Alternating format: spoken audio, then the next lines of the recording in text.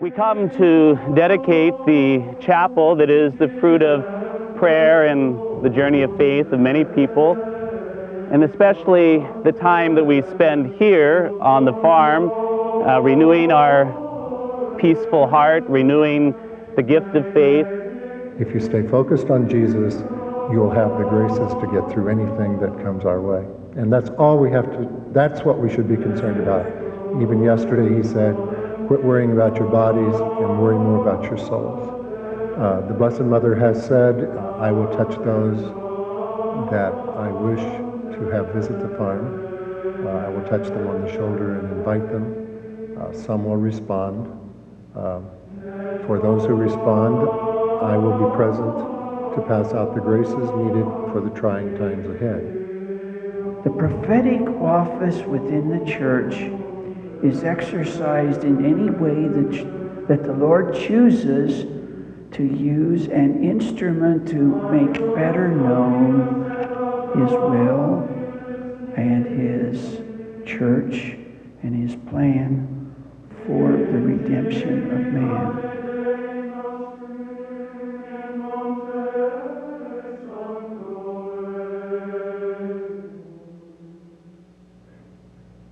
Usually in these talks, it's my pleasure to get to talk a little bit before Ruth Ann does. I think she decided that many years ago that it was a good way of delaying the inevitable, but this is a very difficult thing for her to do. I'll just share that at the outset.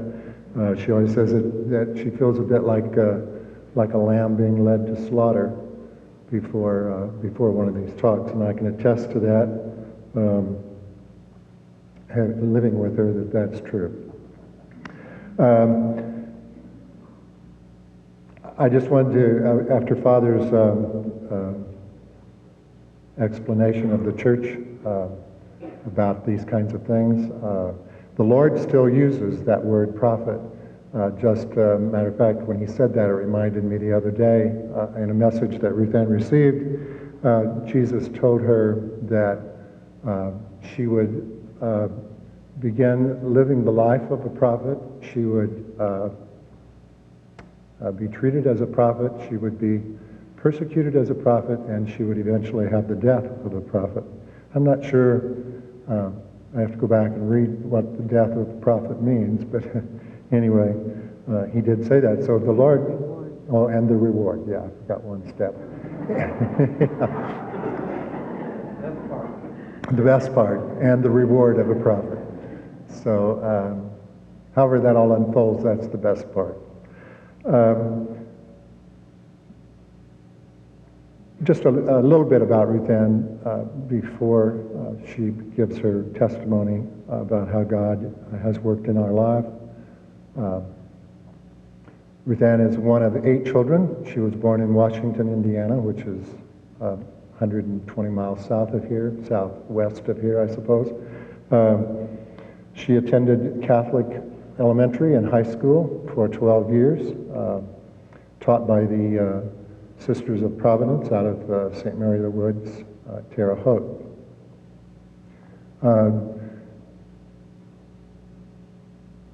And I can attest to this as having been a former educator, that I don't know of any child I ever knew in school, and I was in that business for some 35 years, that did what she did during her elementary years at a recess time, and that is that she would visit the church, which was next door to the school, and spend a good portion of her recess time before the tabernacle.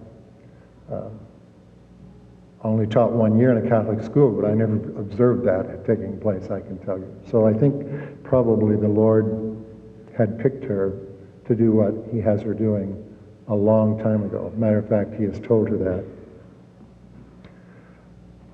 So that tells you a little bit about her. Also, to describe the gift just a little bit, I always use this one message that the Lord gave to her one morning when upon awakening. She had some questions in her mind about the gift that the Lord had given to her. That being that if she is to go into prayer and and into conversation during that prayer with either Jesus or his mother, one of them will answer her. And she wondered about that because she had obviously heard from various other places around the world where sometimes in apparitions and so forth, they visit the person at a set time or a certain day of the month, et cetera, et cetera. And she wondered if, I think she was kind of questioning the Lord, is this truly a gift? And his response to her was that, he said that when man was created, that it was his plan to have communicated with the human race in the manner in which he was communicating with her. But when man chose sin, then at that time mankind had turned his back upon God, and had, in doing so, committing sin, had lost the ability to hear God's voice.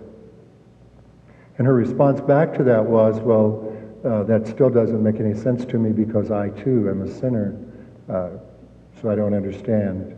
And his response back to that was, but I am God and I can give out the gifts that I have to give out to whomever I choose to give them to. And I have chosen to give this particular gift to you not because of you, but for you to share with my children.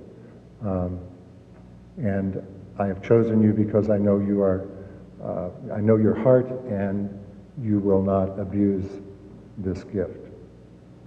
So that we took that thinking, well, can this be? And at that time went to the Ruth Ann spiritual director, who was also our pastor, and said, does this make any sense? Trying to test it the way Father had said there.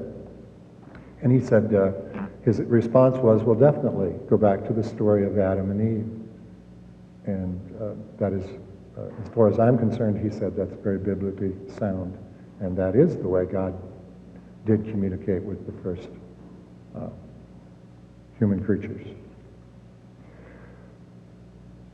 So with that, I'll just share one more thing, and then I'll let Ruth Ann tell her story.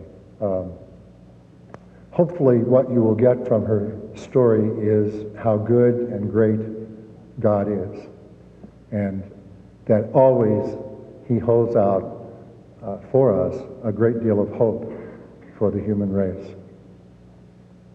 So hopefully when she finishes, you'll still believe that that's true. I've had people ask, you know, did I have a difficult time believing when this first started happening to Ruth Ann? And I had to think about that a little bit when Elsa was giving her rosary and when she was recounting the gospel account of Zechariah. And I didn't want to be struck mute, so I believed from the very beginning what Ruth Ann's going to share with you tonight. It's all yours. You want me over here or over there? Wherever you want. I'm going to start a little differently with my talk this evening, do something just a little different. And the reason for that is, for quite a while now, the Blessed Virgin Mary had not been giving me messages to share. And in October of this year, she began telling me that she has a message that she does want shared. And so I'm going to start with that message first, and then go on from there. I will back up to 1990, when the Blessed Virgin Mary gave me a series of messages that she had asked me to share. Well, they were daily messages over a period of, I think, like 54 days. The very last one was really significant, And I want to read that first because I don't want to leave out anything. Dear children, my Son is a God of love. He wants only good things for his children here on this earth. Man is destroying himself through greed and selfishness. Our Lord wishes to help you. He cares so much for you, he has allowed his mother to come and minister to you, to guide you away from self-destruction. Listen to my messages, dear children. So much pain and suffering can be avoided through prayer and sacrifice. And then she stopped and she added this. Oh, my dear child, what more can I say? No one seems to be listening. And she sadly added the following. You are not exempt from the war and deprivation of other nations. You are only a step away from all of these things yourself. You have quickly chosen the wrong path. The principles your nation was founded upon have been forgotten. God has watched from above in expectation of good, no, wonderful things coming from a nation founded on love for him. This did not last long. Things quickly have become more important than love. Please, my children, come back to my Son. He can save you. Your immortal souls are at stake. Pray, pray, pray. And that was the last of a series of daily messages that she gave to me to share. She continued speaking to me on a weekly basis for my prayer group that I was attending, but the daily messages did cease. And then began again later. The reason that I am starting with that is because October the 23rd, the Blessed Virgin Mary awakened me, and she said that your country has finally taken that step, that the war and deprivation of other nations is going to come to your country. She also shared with me that the natural disasters will continue, the economy will weaken, and at that point, the evil one will be able to take control.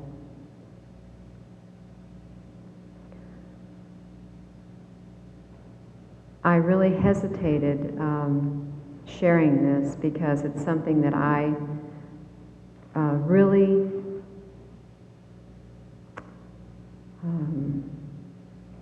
well, it's just not something you run around wanting to share with people, I guess.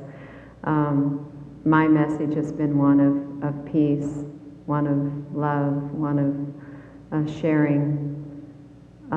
And I even asked about that. I said, how can this be considered if I'm to spread light, love, and peace throughout the world? And this was one of the messages that I was given when I was in Medjugorje. How can I share something like this? And she said that in telling people that these things are going to come about, that many will change their lives. Many will come back to her Son. Many will begin to pray who have not prayed before. She said, many do not realize the seriousness of the messages that have been given for the past 16 years from Medjugorje. That people are taking everything for granted. And so she said that she wanted this done in order to get people to turn back to prayer and to bring about conversion. I'll share just a little bit, and you know, this isn't just something that I wrote down and took lightly. Again, I was very concerned about it. I prayed for a long time. I asked for confirmation. Everything that I do, I pray for confirmation.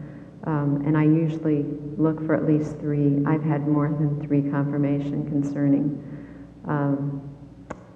this particular message that I was given. I was told to take the information to actually 4 priests, my spiritual advisor, my parish priest, Father Ed O'Connor, who's a very dear friend of ours from Notre Dame. He's a Mariologist.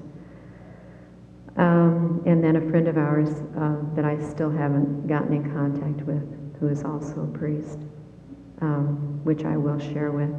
I was concerned about sharing this message with them. And the Blessed Virgin Mary told me that she would go before me to prepare their hearts to receive the message. And it's really interesting because she did do just that. They were very open, very receptive.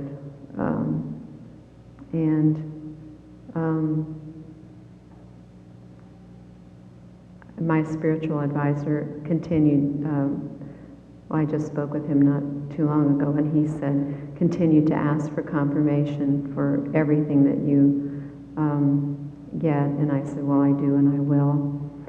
And what was really interesting about this particular, and you know, this particular message has been a real weight upon my heart.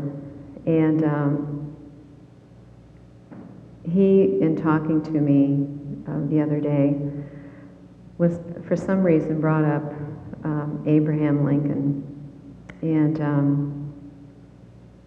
I thought it was. I don't remember now exactly what the context was in which he used, was talking about him, but I was led then to share something with him, which in turn snowballed, and he, in his own way, without realizing it, gave me another confirmation. I'll back up just a little bit. Along with the messages early on, and again, the visions have begun again, but early on I would get visions, and they didn't always coincide, or at least I didn't feel like they were coinciding with necessarily the message that I was getting at that particular time, but I was told that I would eventually understand these particular visions that I was given. The very first one, during the time that she talked about the daily messages and the war and deprivation of other nations, and us being very materialistic, I was given a vision of a young child, probably the size of a toddler, year and a half, sitting on what appeared to me a bomb, a rocket. I'm not familiar with these things, but it was skimming the top of the water, and then I was shown an outline of the map of the United States of America. The reason I know it was a Middle Eastern child is he had a turban on his head, and the wrapping had come loose and was blowing in the wind as this rocket or bomb, whichever, was moving across the water. Then I was given another vision a short time later of, again, a child from the Middle East. He was dressed in a tunic, a long, white, off-white, I think it's called a tunic-type dress that they wear. He had the dark skin, again, beautiful, beautiful child, probably 13, 14 years old. I still can see him in my mind. He had a turban on his head, white turban, and black hair. It was turned up, kind of curled up under the edge of the turban. And he had this beautiful smile on his face with his hands outstretched like this toward me in the vision. And when I looked at his hands, there was a scorpion in one hand. So he wasn't what he professed to be, obviously. Recently, when I was given the vision about the war and deprivation of other nations, I was shown a woman sitting on a chair. Her back was to me. She was wearing a white blouse with kind of a jumper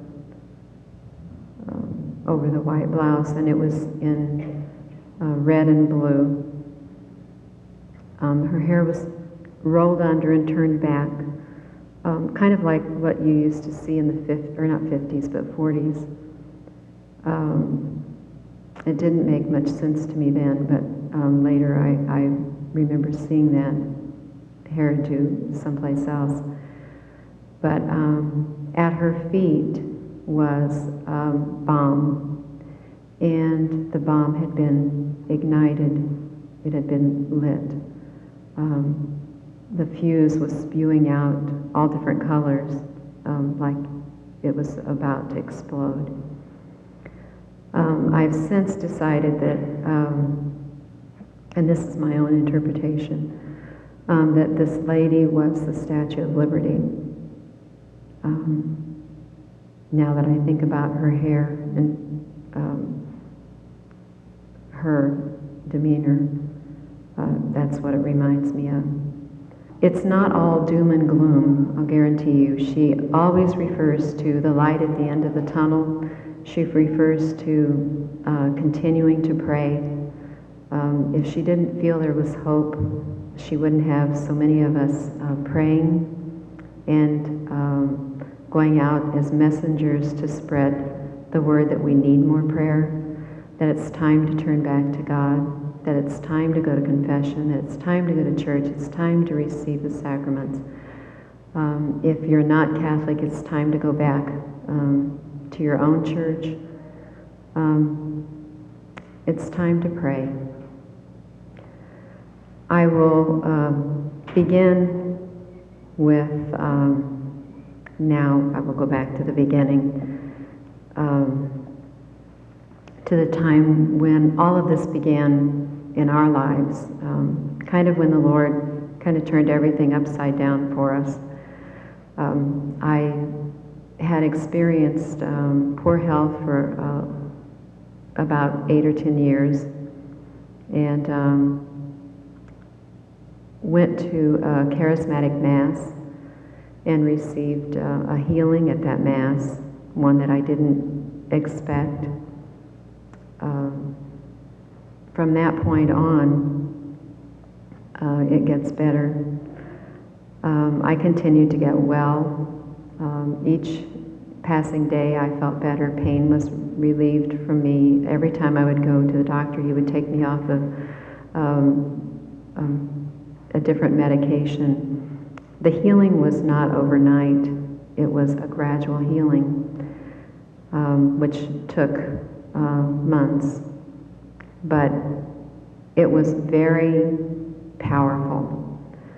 So powerful that it changed my life, changed my husband's life, changed the lives of my children.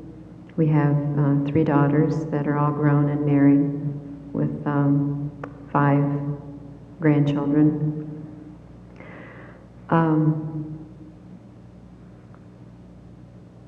Through this healing and prayer, as I say, my life, our lives really were changed. And this was like early in 88. And actually there were two times that I was prayed over. The second time was through another prayer group. And the person who, well, actually it was an aunt and an uncle of mine who I wasn't even aware of that had a prayer group. They prayed over me, and at that point in time, my uncle had what is known as the gift of prophecy, when the Holy Spirit speaks through that person to share something that God wants relayed. They prayed over me, and God spoke to me through my uncle and told me that I was to receive a gradual healing, that I was to begin reading the New Testament every day, and that I was to grow in the Holy Spirit and then ask God in the spring what He wanted me to do with what God wanted me to do. And so that's what I did. I began reading the New Testament. From the time I was prayed over, I had this hunger to read religious material and go to Mass and Communion as much as possible. And I was, confession got to be something that was part of my life. During this time that I was reading the Bible, I began getting visions. And it was kind of exciting. The Lord, it got to the point where I could hardly wait to sit down and read my Bible to see what the Lord was going to give me that particular day. The very first vision that I was ever given was of two eyes. I still remember I had just rested my eyes and was seated on the couch in what was our living room. And as I closed my eyes, I could see what appeared to be the sky, and there were two eyes in the sky with no face, and the two eyes came together as one, and in the middle of a triangle. And from that eye, a ray of light came down. And it was like it came out of the heavens and touched me. The second vision I was given was of a huge hand coming out of the sky and resting on my head. I continued to get other visions. Those were just, as I say, the very first two visions that I was given. But throughout this period of time, I was given visions.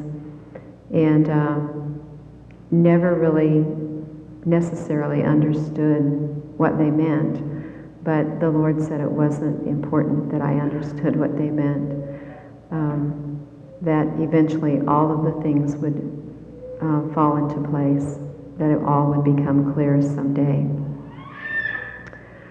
The Blessed Virgin Mary asked me to go to well, I should drop off there, I guess, because in the spring I went back to, or I asked God what He wanted me to do through prophecy, and I was told it was time for me to go speak with my priest. And that was my parish priest, and at the time it was Father Ron Ashmore. And, I knew he was involved in charismatic masses and that kind of thing, but I didn't really know, where he was coming from concerning somebody getting a healing and getting visions, and I was, hesitant about going to speak to him. I took Jim with me. He's been my backup man, and we sat and we talked with Father Ron. And through a lot of Kleenex, I got my story out and shared it with him. He was very open. I have to admit that the Lord has always made things a lot easier for me than I deserve. But that's how He is. He's a loving God. I went through everything that had happened and talked with Father Ron, and his reaction was, at the end, this has been a very prayerful experience. And he asked if I would share my story with his sister who was ill at the time. And I told him I would be happy to. He also asked if I would share or witness at the next charismatic Mass, and I said I would. And then he also suggested that I share at the Wednesday night intercessory prayer group that met every week. And so I did that. From there, we joined, Jim and I joined the intercessory prayer group. And it was a short time after that the Blessed Virgin Mary, well, first of all, the Holy Spirit began giving me words to share for the prayer group. And I wasn't too excited about having to do that, and I remember the first time I was talked to by the Holy Spirit. I didn't share the words. I refused to share them. The second week, again, the Holy Spirit gave me words to share with the prayer group, and I sat there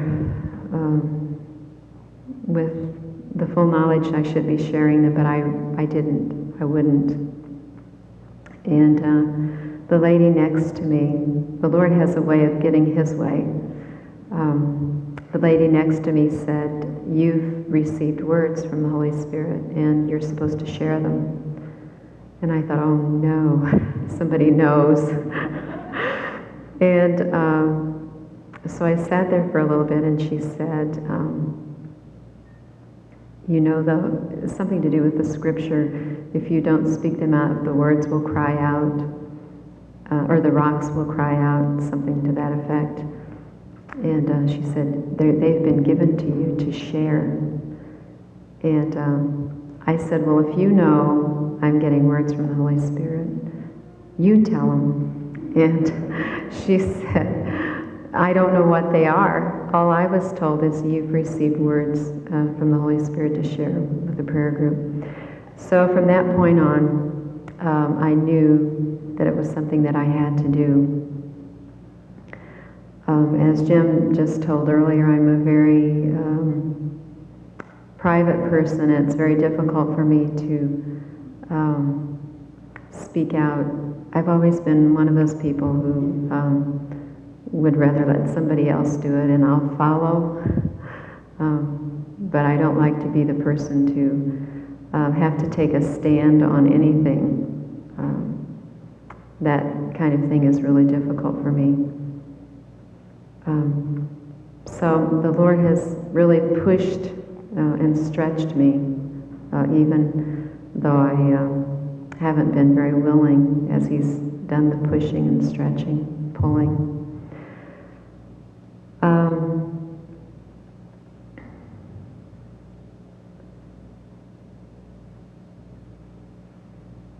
It was during that time then that the Blessed Virgin Mary began speaking to me.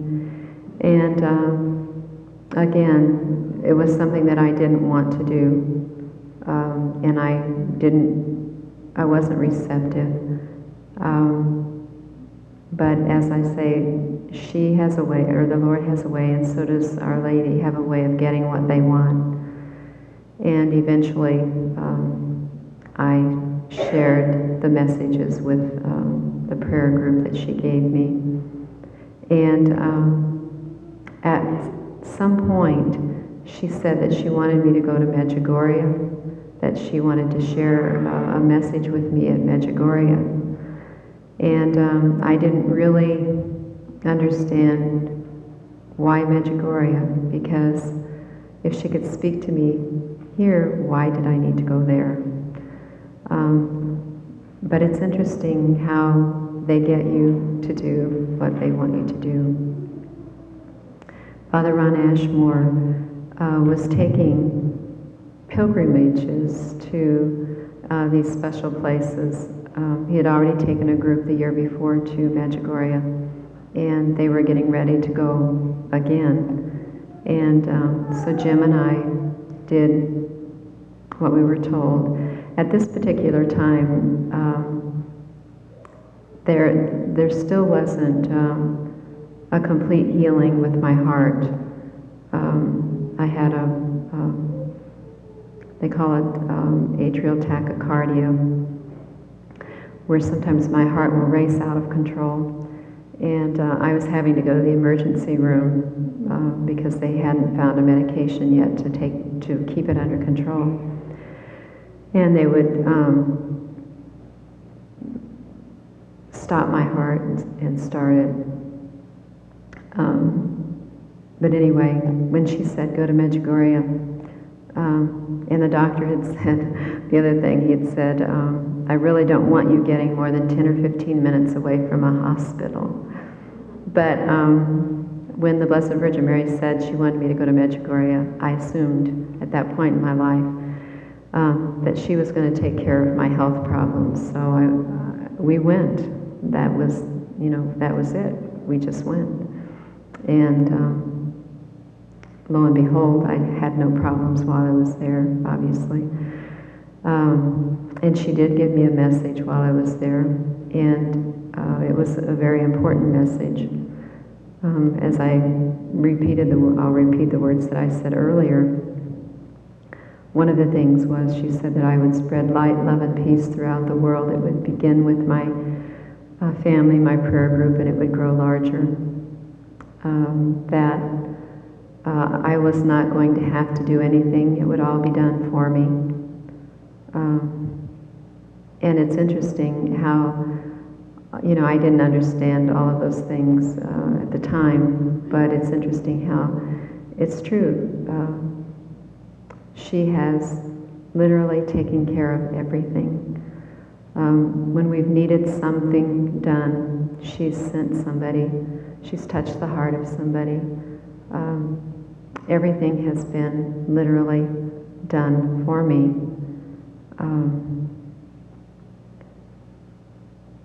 I never understood how in the world it could ever happen, but there are so many stories. I could stand up here for hours, and I know none of us have that kind of time. But everything that's happened on the farm and throughout my life since my true conversion has a beautiful, miraculous story behind it.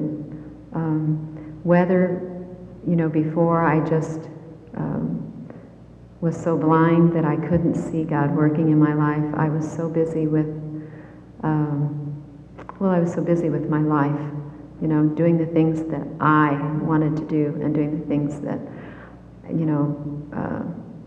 how we feel sometimes that, nobody helped us. We did it all by ourselves. And that's not true. I know Jim and I were both guilty of saying those kinds of things because having been teachers, he worked his way through school, and then he and the children worked me through school. I was a late bloomer as a teacher, and had it not been for a husband who was willing to help me, and children, 3 daughters who were willing to help, I could never have achieved something that I wanted, something that I'd wanted since I was a child. I always wanted to be a teacher. So God allowed me to have that experience, and I thought Jim and I were responsible. And come to find out later in my life that God had all of this planned from the very beginning, and I really didn't have anything to do with it, and still have nothing to do with what's going on in my life. From the point of the message, and probably I should add, I did ask at the end of the message when I was in Medjugorje if I was really going to receive a complete healing, and the Blessed Virgin Mary said yes, that I was, that it would be gradual. And when I was completely healed, I would be asked to carry a cross. And spiritual directors have all said they feel very strongly that I have been carrying my cross ever since I've had to get out and share the messages and the way that God has worked in our lives, because it's something that is not easy for me to do. I guess that takes us up to the point where Jesus began speaking to me. And he spoke to me for, oh golly, see, I think he began speaking in 92. And then in 95, both Jesus and Mary ceased giving me messages to share.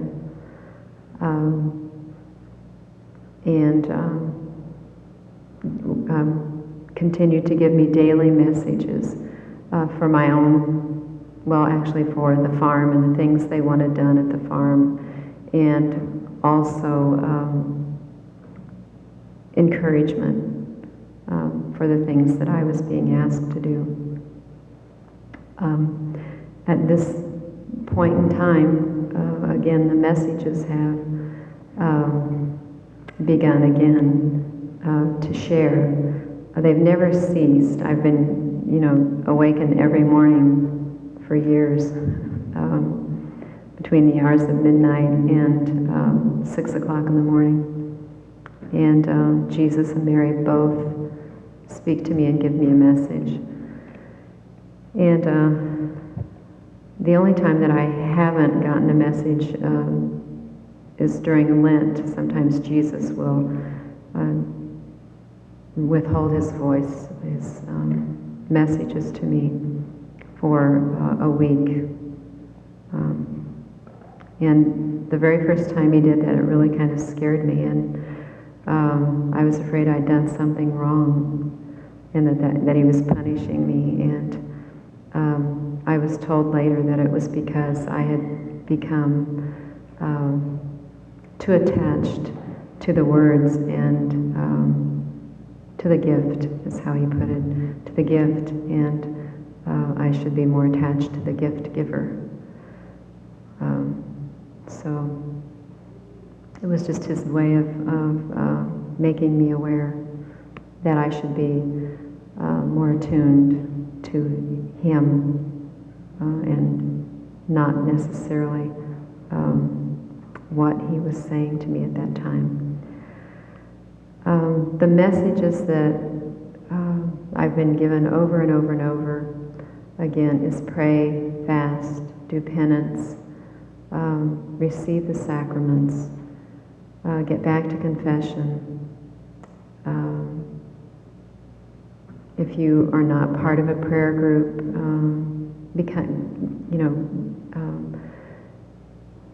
get with a prayer group or start your own. The Blessed Virgin Mary is calling for more and more and more prayer. As I said, the message that I gave early on about the war and deprivation coming to our land, that is not the focal point, and that is something that she stresses over and over and over. The focal point is pray and get back to God. And this is nothing new. She's been saying this over and over, and it's been told to us over and over for years and years and years. We all are in need of continuing our conversion that goes on from birth to death. That's something that Father always stressed with me, that your life is full of an ongoing conversion, that we're all striving for holiness from the time we're born to the time we die, and that's really the reason why we're put here. This is kind of a testing ground for us, really, so that we can eventually get back to where we came from, and that's back to God. A lot of things have happened, as I said, in our lives. We laugh sometimes about the fact that we had our lives all planned out in front of us. Jim and I were going to retire from teaching when we got to be 62 or whatever. And we were going to get us a winter home in Florida so we could go and spend our winters there, and the kids could come and visit, and the grandkids, etc. And that was my main goal in life, was when I was finished teaching, that I was going to have this wonderful home in Florida, and that's how I was going to spend the rest of my life, in the sunshine and the quiet. And nothing could be farther from the truth. That's not what God wanted, obviously. God knows I didn't necessarily need the sunshine. But He has given us some friends who have a winter home in Florida. And we did get to go spend a week there just a few weeks ago. I'll have to share that with you too. That was kind of exciting.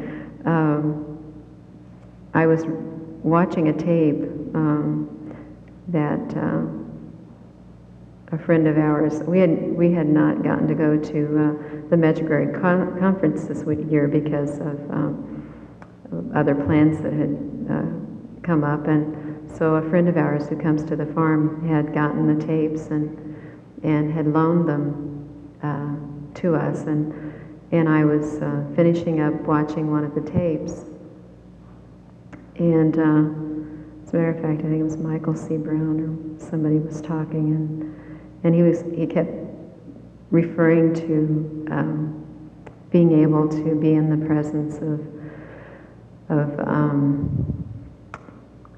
having a private audience with one of the visionaries of Medjugorje.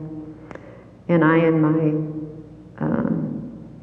offhanded, smart-alecky way, I think I turned to Jim and said, well, I guess you either have to be either wealthy or, no, I said, you either have to be important, you either have to be important or wealthy to be in the presence of one of the visionaries, to be present in a private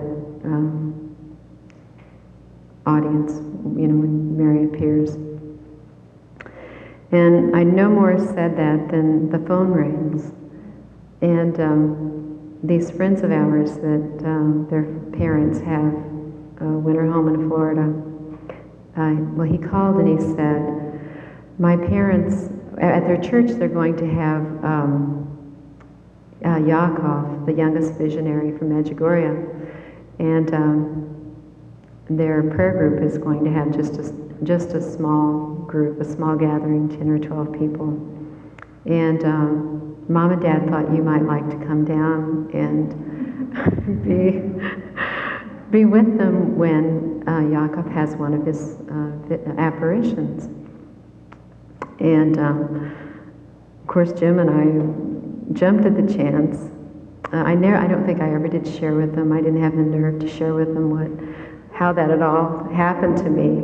But anyway, we not only got to be in his presence one night, but 2 nights in a row. So that was kind of an exciting thing that happened. So the Lord works in mysterious ways. I can remember it was after the Holy Spirit had begun speaking to me that Debbie, our oldest daughter, as I said, was with her husband and on vacation, and Sandy, our middle daughter, had gone on a cruise with some of her girlfriends, one of those 4-day cruises. I know she was out manhunting.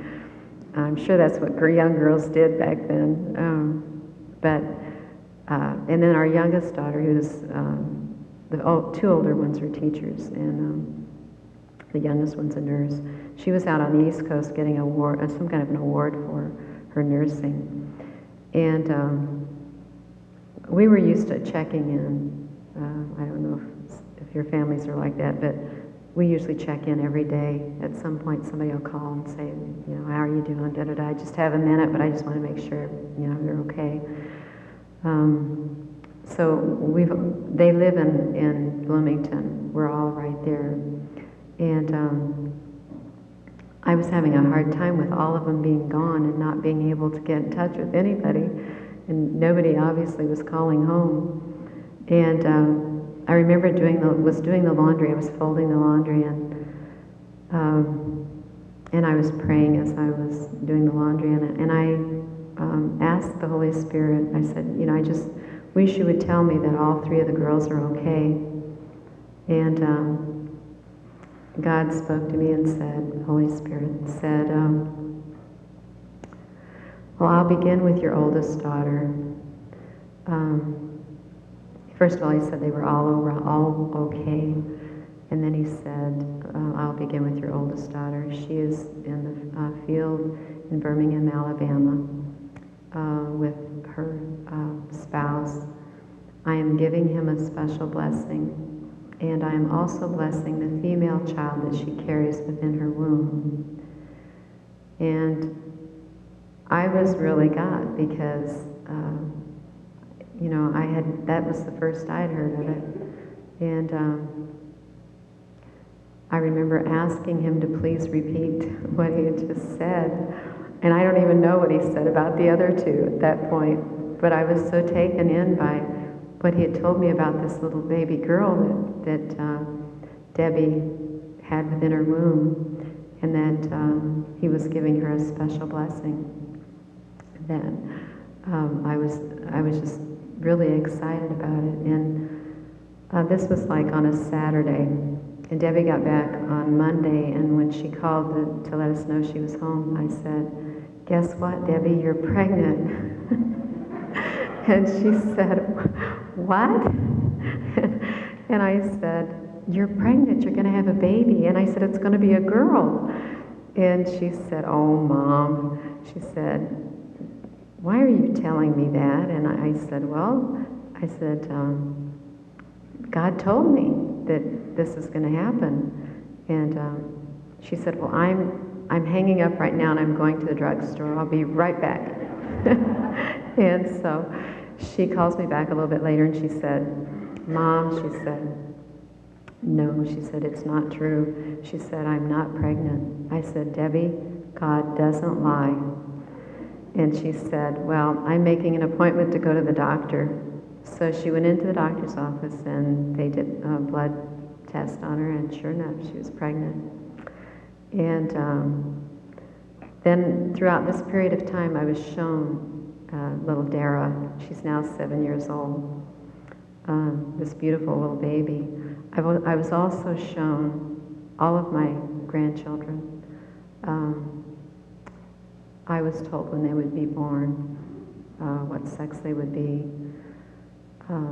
God just has blessed me over and over and over. And this is just, as I said, these are just little things.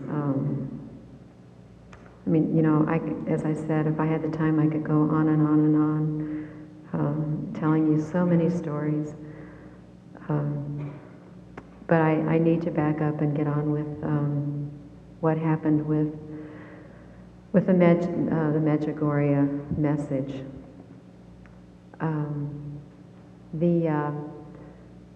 After we got back from Medjugorje, there was a girl in our prayer group that wanted to start a Medjugorje prayer group there at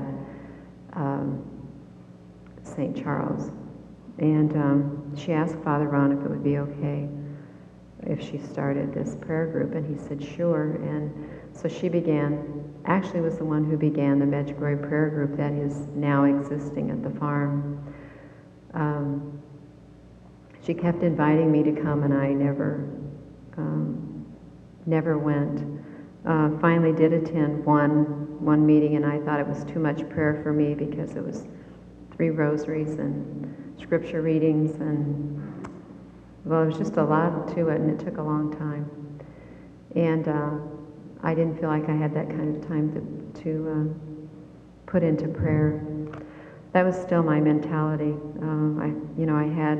I was teaching, I had children.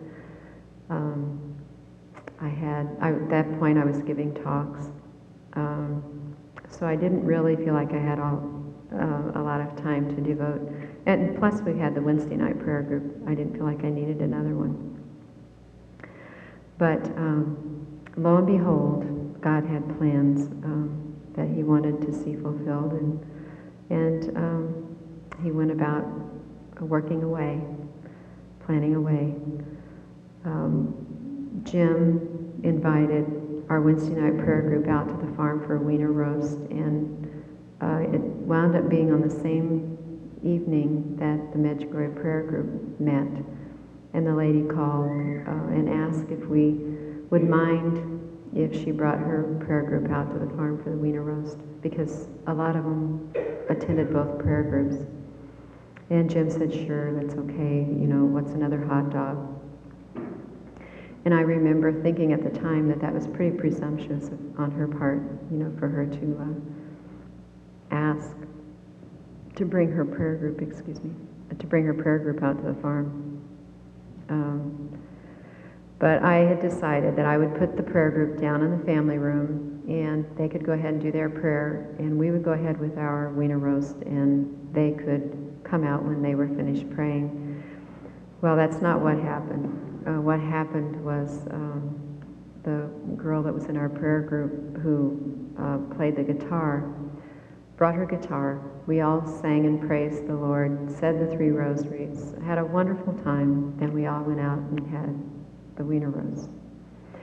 And I thought again, I was finished, that I didn't have to, my social obligations had been taken care of for at least a year. So I didn't have to do anything. That was a real relief. But during the night, the Blessed Virgin Mary awakened me and said that she wanted the Medjugorje prayer group moved from the church to the farm. And I couldn't believe what I was hearing. And I think I woke Jim up and shared it with him, and he said, let's talk about this in the morning. And he was not too receptive either. A little bit later, the Blessed Virgin Mary awakened me again and said, I wish to have the Medjugorje prayer group moved to the farm. And I was just really, God, it was something that I didn't want to have to do. And by early morning, Jesus spoke to me and said, it is my mother's desire that the Medjugorje prayer group be moved to the farm, and it is also my desire. And I remember saying to Jesus, but I don't want a Medjugorje prayer group here at the farm. And I said, if you really are serious about this, you're going to have to give me some confirmation, because I don't want any part of this. And instead of him scolding me, he said very, very lovingly, the confirmations will be forthcoming. And sure enough, they were.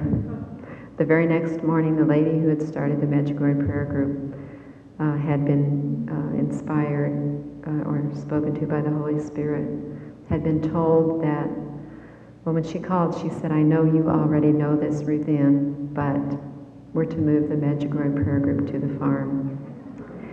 By the middle of the week, a lady wrote a card, sent a card to Jim and myself, saying she had had a dream that there was to be a farm nearby, that was to be a place of peace and prayer. And she said, I know it's your farm, and I hope you're going to be open to this.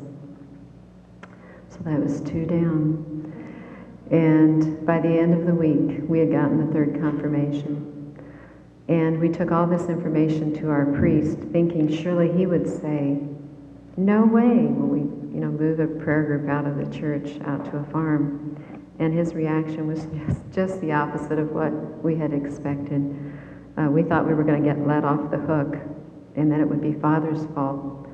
But it didn't work that way. He said, I think that's a wonderful idea. he said, that's the movement of the church, community prayer. He said, I even have the statue that you can use.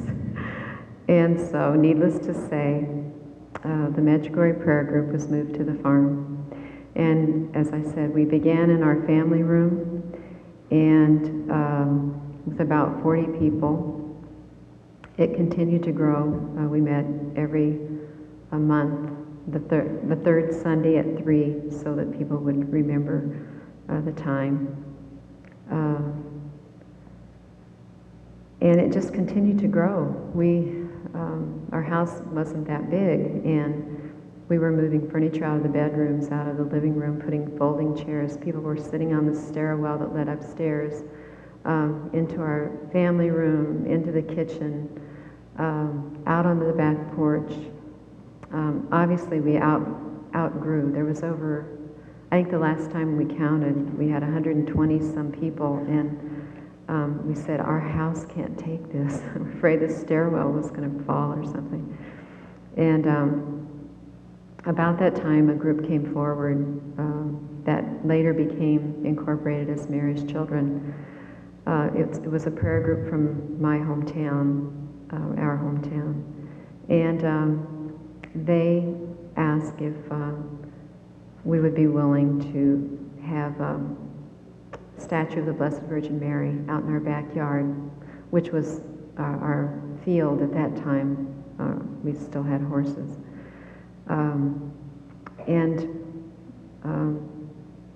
You know, obviously it was Holy Spirit inspired. I said, we'd love to have, you know, and then I think about all those things after, you know, it's like, oh, a life-size statue, wow.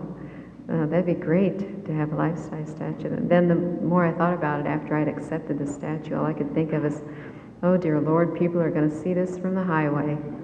What are they going to think of me? I've really flipped out.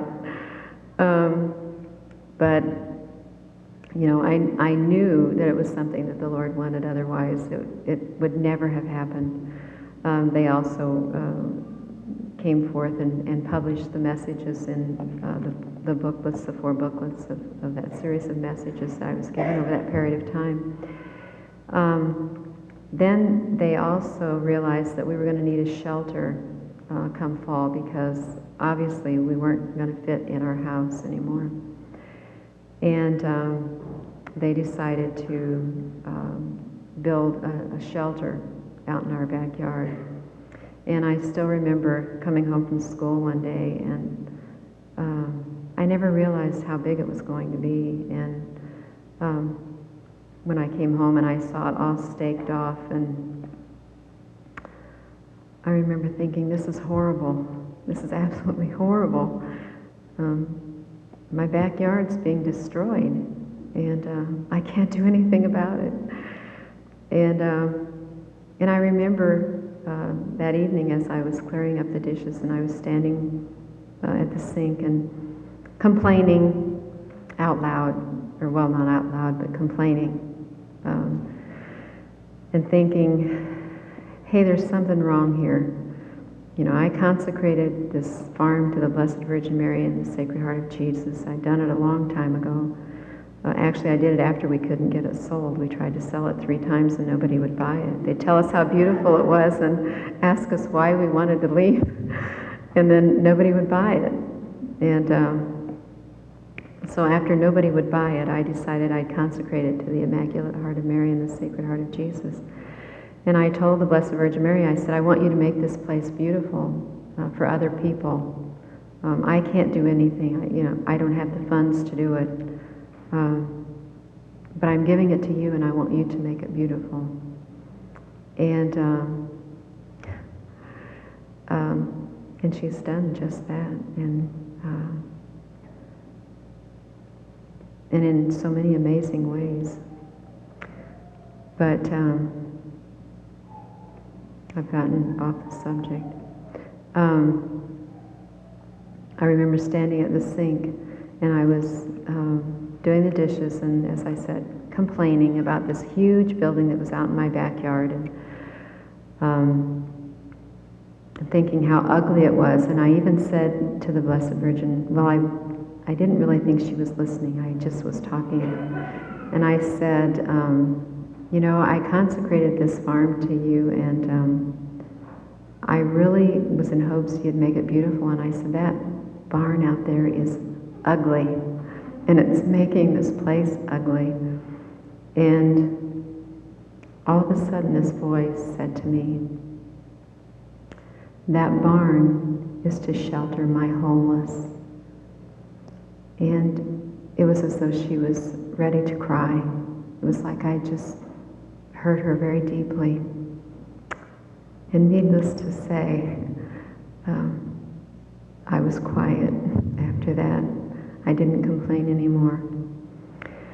And it was really kind of interesting because after, at that point, we went in to talk to Father Ron, and he had come out to the farm at one of the meetings, and it was one of the really big meetings, like there were, I don't know, the place was packed, maybe 400 or 500 people.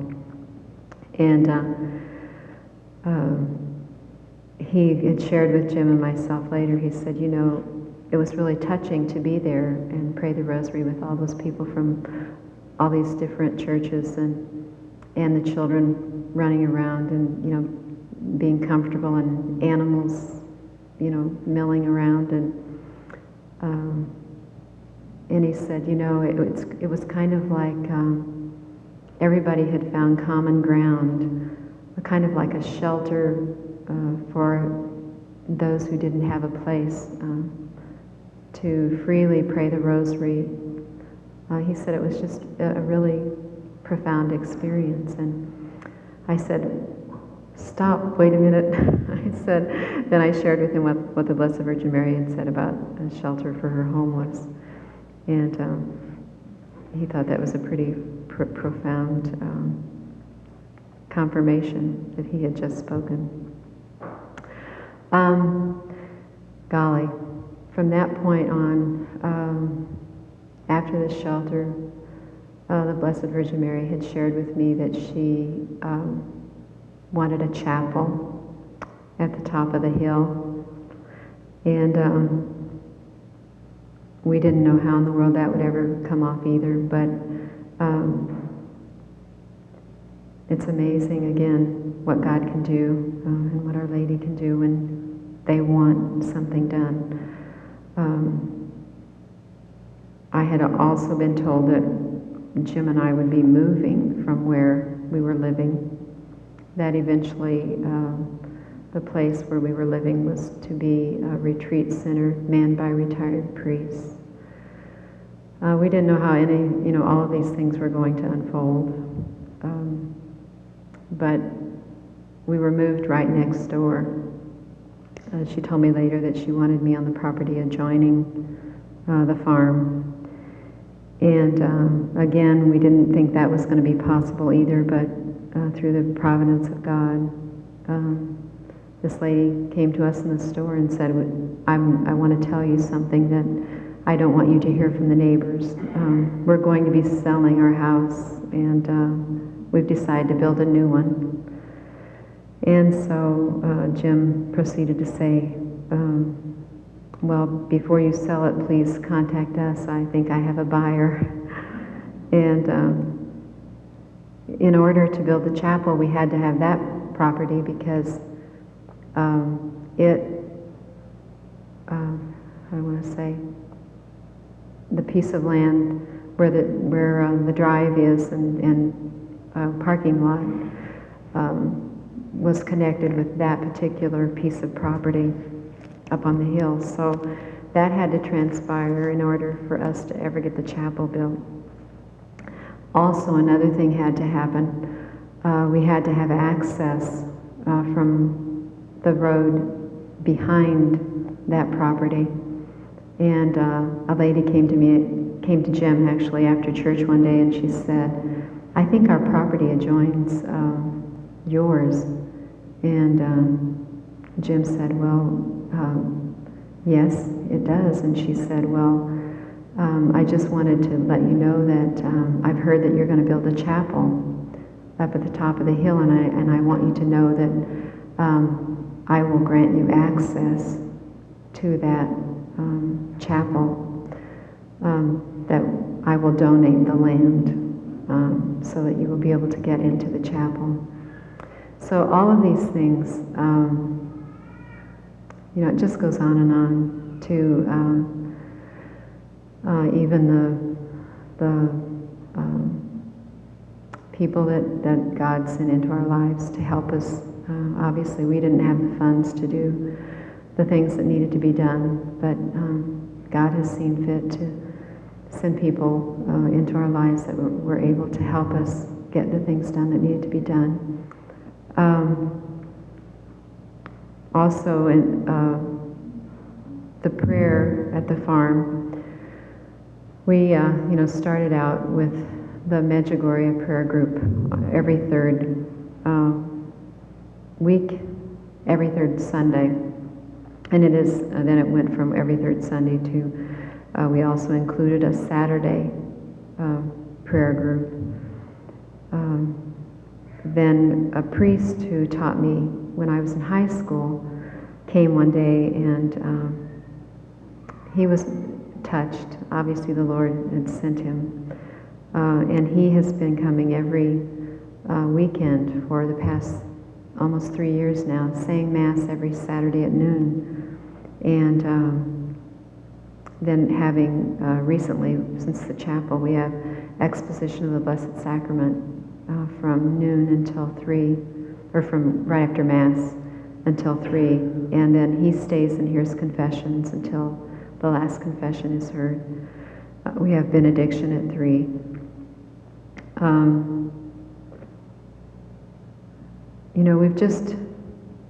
It comes back to the message of Medjugorje. You don't have to do anything, it'll all be done for you.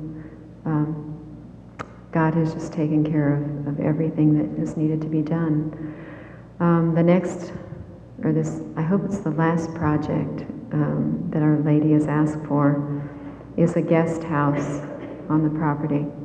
And Jim has he's gone through the first step of going to the Plan Commission and has gotten approval for a guest house to be built on the property.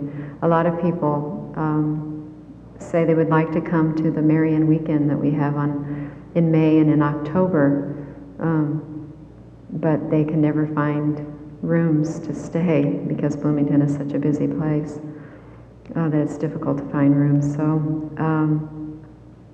we're being told to build a guest house for people who would like to come and be at the farm for private retreat or groups or whatever.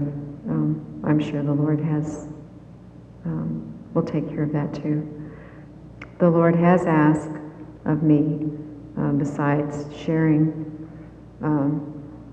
getting out and sharing with people the messages, that I also lay hands on those people who are willing for that kind of prayer. So I do offer that kind of prayer. Other than that, I can't think of anything else that I really need to say. So Jim, I'm going to turn it over to you, and you can pick up any loose ends that I've dropped. Yeah, the Lord did tell Ruth Ann on the day of the dedication. We just dedicated the building in October, the chapel, and he gave her a message that day which he said that she might share. And he told her that, he had actually told her that sometime before and told her that he would tell her when she could share it, that the water on the land is holy water. Just in case y'all come there for some holy water, be sure you don't turn on a faucet. That's city water. The one we're talking about, where to get the water is, you have to work for it. It's a hand pump. I don't know how many remember hand pumps, but anyway, you'll recognize that it's down by the house, not up by the chapel. So that's the source of the holy water. Thank you for inviting us. If you have any questions,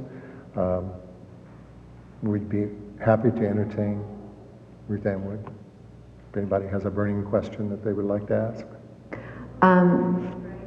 Her question was, when Jesus comes to you, will he come to you at the farm, and will others see him? That's what you've been told. I was told a long time ago that Jesus was going to come to me and ask me to carry his cross.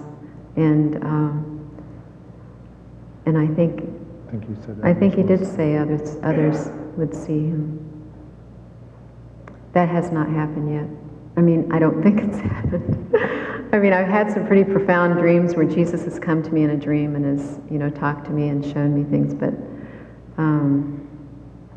he's not specifically said, now here's your cross. So, but then, who am I? He showed me a cross in a really beautiful dream one night. He had a cross come across the sky, and a little piece was missing out of the corner. He made me notice this little chip that was missing out of the corner of his cross, and then I went looking for this cross that was moving across the sky, and it got covered by clouds and trees. And when I got to the cross, where I thought the cross was to be, Jesus was standing there, and he had his hands extended to me. And I immediately went to my knees, and he spoke something to me, and I asked him to repeat it. And he said, I was quoting to you from James in the Bible. And so the next morning, obviously, I read James. But the next morning also, I remember I was blow drying my hair or something, and brushing my teeth, whatever. And I was right away shown again this cross with the piece missing, and the words, you carry but a sliver, came to me. And I think he was telling me that, or I assumed that he was telling me what I was doing amounted to that little bitty chip that was missing, that little splinter that was missing out of the corner of that cross. So sometimes things are fairly clear, and other times they're not. Sherry?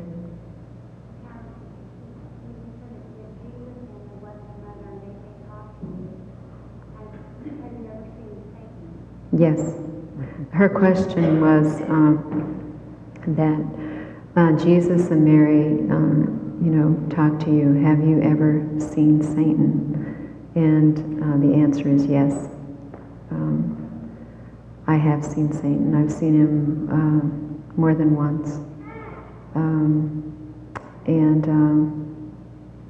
He looks just like all the pictures you've ever seen of him. He's ugly. The first time that he ever came to me, I had just picked up my rosary and was getting ready to pray my night prayers, and there were 3 flashes of him, and then he was gone. Obviously, he didn't stay with the blessed rosary there in my hand. The next time I was awakened in the middle of the night, I couldn't get my breath. I felt like somebody was smothering me. When I finally was able to become, to get awake, Satan's face was right over me, and he was laughing because he had frightened me. He was laughing at me. And it was right after that the Blessed Virgin Mary spoke to me, and she said, always to keep your rosary, hold your rosary in your hand. Always keep it with you. So at that point, from that point on, I keep a rosary wrapped around my wrist and hold the crucifix in my hand, a blessed rosary, obviously. But yes, he has made himself known. And I can remember being very angry that I was being able to see him so clearly. And the Blessed Virgin Mary, I was seeing him with my physical eyes. And the visions that I've been given of Jesus and Mary have not been with my physical eyes. They've been, well, they've been visions rather than apparitions. And I was concerned about that. I said, why am I allowed to see Satan? And you don't appear to me. And she said, the reason you're allowed to see him is so that you know he exists and you can share this with others. That he is for real and he's out there doing his thing. And a lot of people don't realize it and are getting taken in by his evil tactics. He's pretty clever.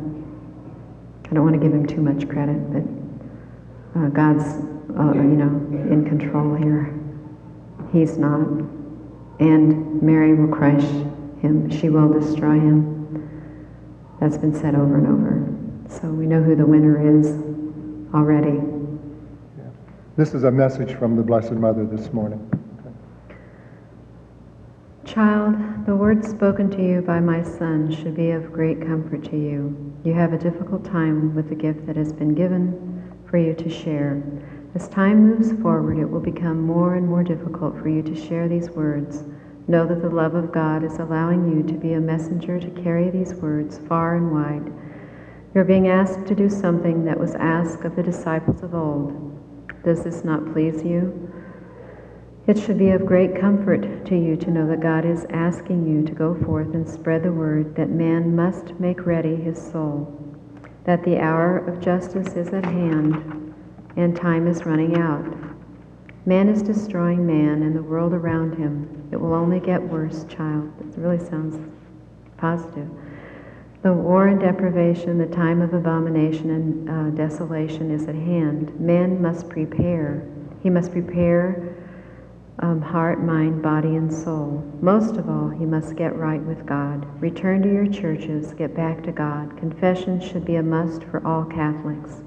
The sacrifice of the Mass, too, should be considered a blessing rather than an obligation. My children, how I love you, how God loves you. Be at peace with one another. Pray for peace. Gather in great numbers and pray for this peace. Man has an obligation to pray for those who have not yet received the gift of conversion. Let this be a continual prayer on your lips and in your hearts. Yes, the war and deprivation is to come to your land, but child, know in your heart that God is always there for those who choose to call out to him. He is your God, the giver of gifts and the giver of hope. Let this hope for a new tomorrow draw you into the warmth of his love. Be at peace, go in my peace. I, as the mother of your Jesus and the mother of all God's children, am here for you. I will intercede until I can no longer do so. Seek your peace and conversions now. The time is of the greatest importance. Be at peace, go in my peace. Know that you are your brother's keeper.